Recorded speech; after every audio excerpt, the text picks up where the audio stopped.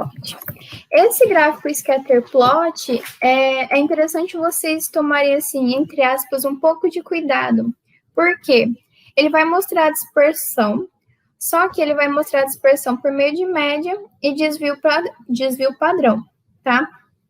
Então, a gente já discutiu algumas lives anteriores, né? Eu posso até mostrar para vocês também na live de hoje, que dependendo do tipo de dado que vocês têm, por exemplo, se os seus dados apresentam uma distribuição normal, se você aplicou um teste paramétrico, o gráfico mais recomendado é o gráfico de barras. O gráfico de barras, ele vai ser representado pela média e pelo desvio padrão. Agora, quando temos dados com uma distribuição não normal, uma distribuição não paramétrica, o gráfico mais recomendado é o gráfico do tipo box plot, que aí ele vai ser representado pelo valor de mediana e pelo valor de quartis. Ah, Patrícia, por que eu tenho que representar dados não normais por meio de mediana e por meio dos quartis? Porque quando a gente tem uma distribuição não normal, a gente tem um conjunto amostral que ele não está espalhado de forma homogênea.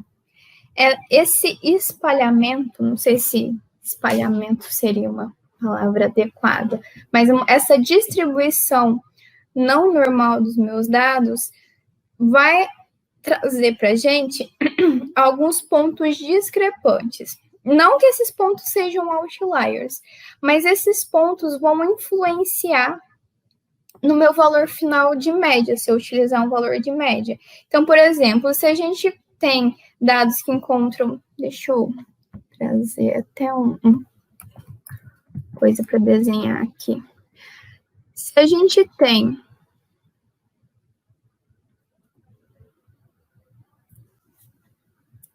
Deixa eu pegar aqui. Não, isso aqui não ficou legal, não. Deixa eu ver se eu consigo pegar um pontinho no pincel.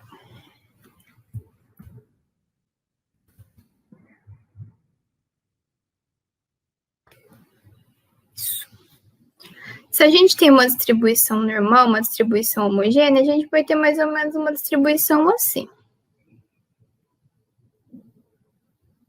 Opa! Aqui a gente tem uma distribuição homogênea, considerando cada pontinho desse um número, tá, pessoal? Então, se eu tenho uma distribuição homogênea e eu utilizar o valor de média, o meu valor da média vai ser representativa dos meus dados.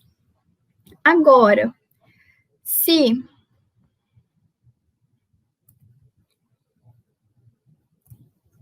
eu tenho... Eu queria escuro.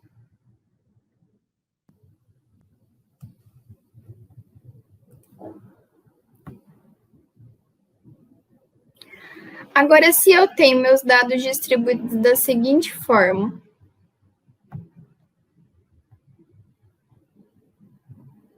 Desse jeito aqui. E eu pegar o valor da média, vamos colocar que a minha média está mais ou menos aqui. Ou minha média, talvez ela esteja mais do lado de cá. Talvez minha média esteja aqui. Esse valor de média vai ser representativo de todos os meus dados? Não. Por que não? Porque eu tenho um acúmulo de dados aqui, ok, mas eu tenho esses dados aqui também que estão puxando o valor da minha média. Então, a gente utiliza mediana, porque a mediana vai considerar onde encontram-se mais acumulados meus dados, tá? Vou colocar aqui só um ponto. Deixa eu pegar aqui uma borracha. Se a gente tivesse só esse pontinho aqui.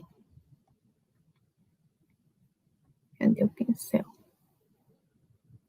Se a gente tivesse só esse ponto aqui, talvez a minha média daria aqui bem próximo. De qualquer forma, ela seria representativa dos nossos dados? Não, porque a gente ainda tem um dado mais aqui para o lado da direita. Então, a mediana, ela vai trazer um valor mais representativo de dados que apresentam uma distribuição não normal, enquanto a média, ela vai trazer um valor mais representativo de dados que apresentam uma distribuição homogênea, uma distribuição normal, tá?